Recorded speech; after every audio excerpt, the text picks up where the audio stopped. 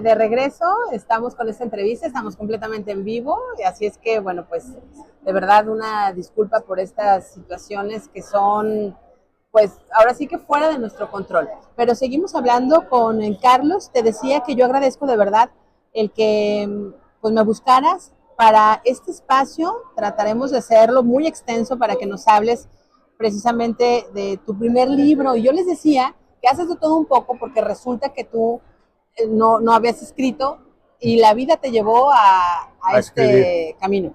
Sí, yo no soy escritor de carrera y el libro, escribir el libro nunca fue la intención inicial. Yo inicialmente en diciembre del 2016 me llegó un mensaje de mi intuición. Sentí una necesidad de compilar en un cuadro sinóptico todas las enseñanzas, todos los aprendizajes de vida que yo había recopilado y que tenía anotados en tarjetas, archivos en la computadora, libros subrayados, que eran muy valiosos, conceptos de vida muy, muy valiosos, que realmente pueden ayudarnos a elevar nuestra paz interior, nuestra prosperidad y nuestra felicidad, realmente elevar nuestra calidad de vida. Entonces, fue cuando dije, ok, vamos a hacer algo al respecto. Voy a compilar todos esos conceptos en un cuadro sinóptico para que yo tenga una guía de vida personal y pueda estarme recordando constantemente a mí mismo de que elijo y me conviene seguir esa guía de vida con esos conceptos para mejorar mi calidad de vida, pero también, por consiguiente, a la gente que me rodea. Sí. Porque cuando somos miserables, o estamos tristes, o estamos deprimidos, o pasamos por etapas muy duras, contagiamos de negatividad a los que nos rodean, ¿no? Y esto de compartir a quienes están cerca de ti habla de pues de un corazón muy noble. Tenemos aquí una hoja que es como, digamos, el esquema, el que tú te basaste de estos papelitos, ¿no? Que ibas teniendo y que ibas haciendo de manera, pues, no sé cómo lo podemos decir, como positiva, como cuestiones de vida que de repente pasamos en la infancia, en la adolescencia y a lo mejor no las trabajamos y de grande, bueno, vamos ahí como anotando todo lo que vemos, todo lo que nos dicen, todo lo que ahora en las redes sociales de repente comparten mucha información muy valiosa. Sí. Entonces, así fue como empezaste a construir.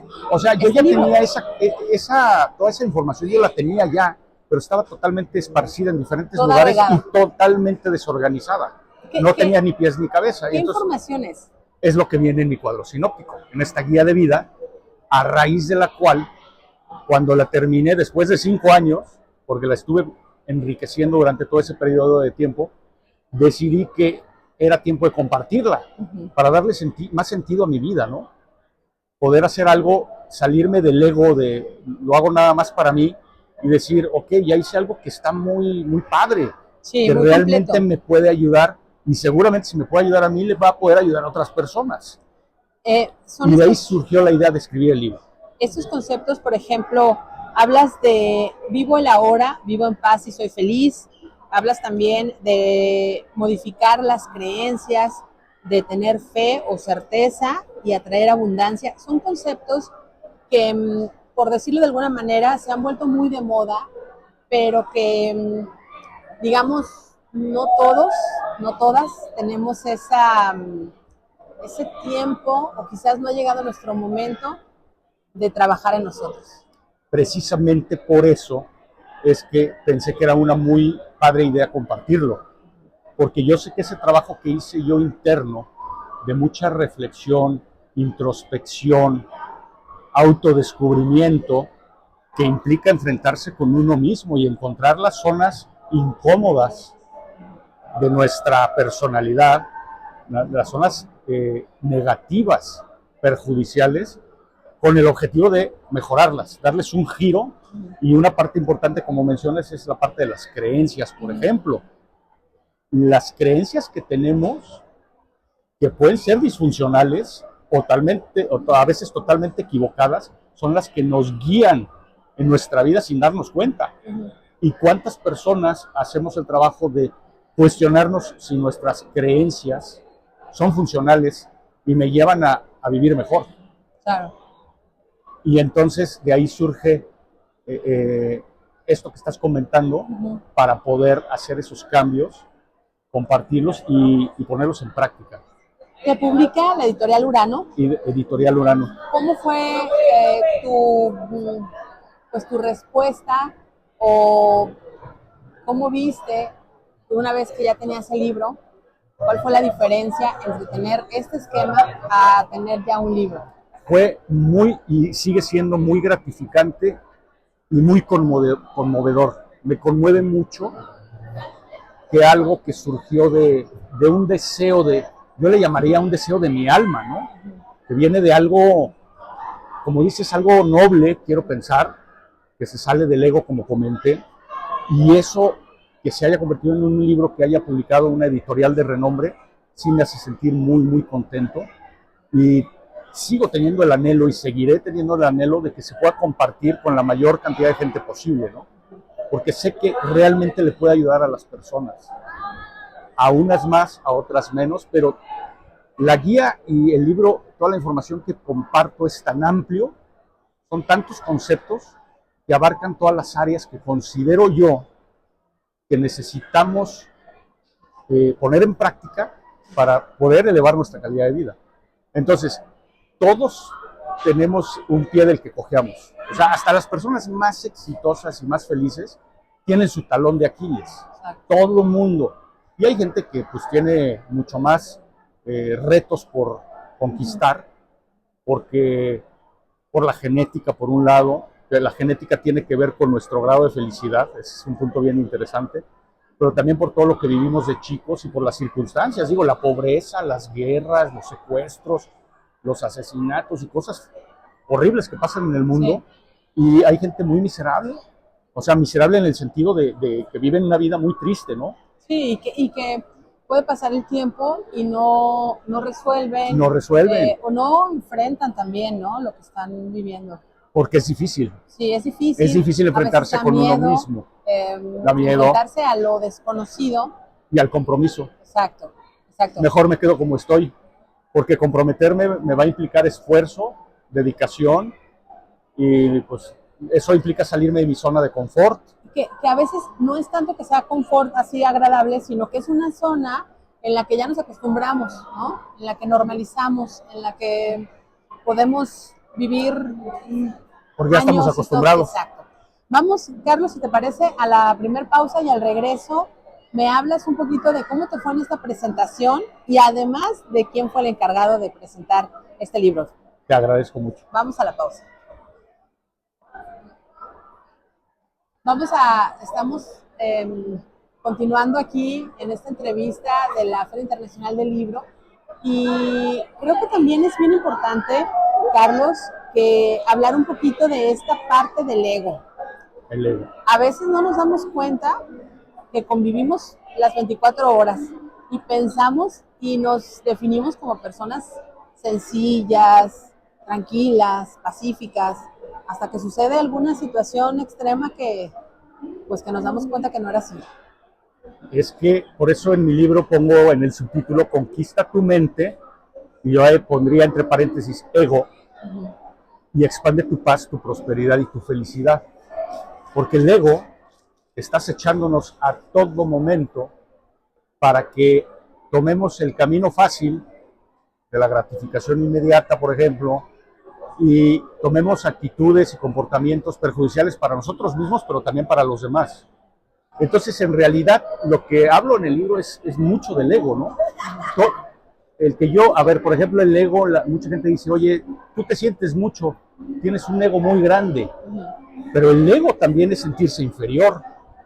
El ego es, cuando sentimos envidia, el ego nos está, cuando nos comparamos con los demás, el ego se apodera de nosotros. Cuando no perseguimos nuestros sueños, el ego está ahí. Cuando estamos con mucha tristeza, cuando nuestra autoestima se va al suelo, el ego nos quiere mantener así. Y podríamos pensar que la mente, el ego es, la gente piensa, ese soy yo, pero el ego es como si fuera un ente externo que vive dentro de nosotros, que es como el diablito que nos está tratando de sabotear.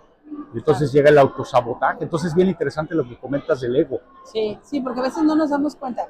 Te digo, pensamos que pues que estamos bien y que las otras personas son las que están mal, ¿no? Siempre, sí, Quizás pasa. hasta que ya son varias, o a lo mejor tiene que pasar algún suceso, o no sé cómo llega el momento en el que tenemos que ver hacia adentro. Mira, Rosy, hay que entender también que muchas personas no quieren cambiar. O sea, estoy diciendo algo un poco fuerte, pero es la realidad.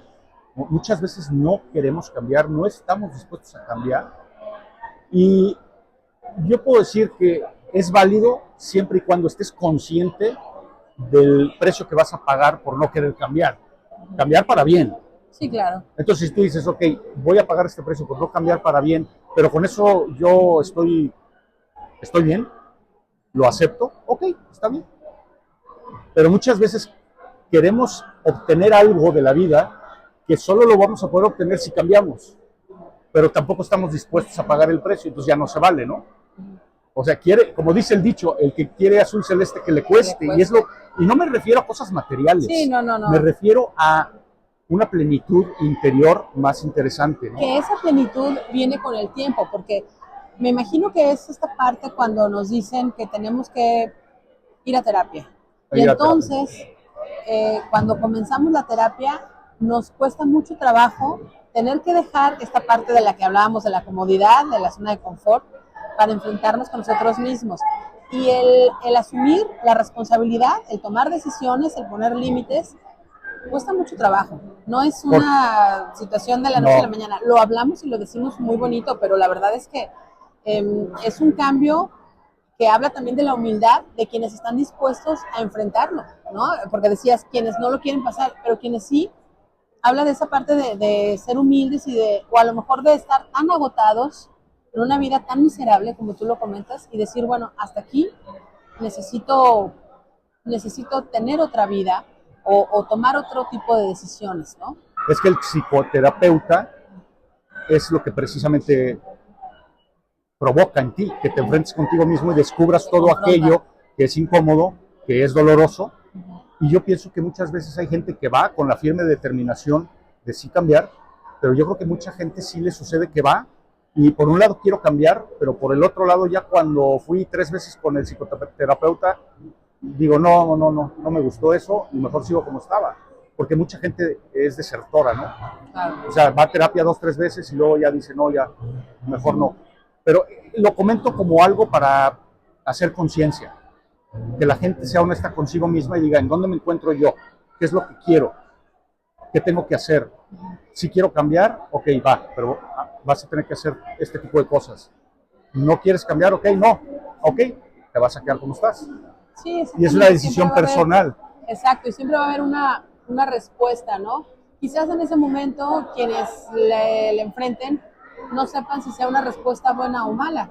A veces no es en el presente cuando decimos, ay, mira, me gustó haber tomado esto o no estuvo bien, sino que el tiempo va haciendo su parte. Sí, porque a veces las cosas, yo digo que las cosas llegan a nosotros cuando ya estamos listos para recibirlas. Exacto. Y si llegan en el momento inadecuado, no van a hacer clic en ese momento, pero tal vez la semilla ya se sembró.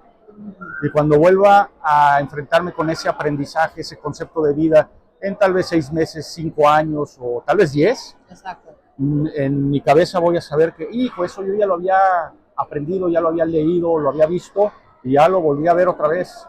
Ya la vida me está mandando otra vez la misma señal, oye, ojo. Ajá. ¿No?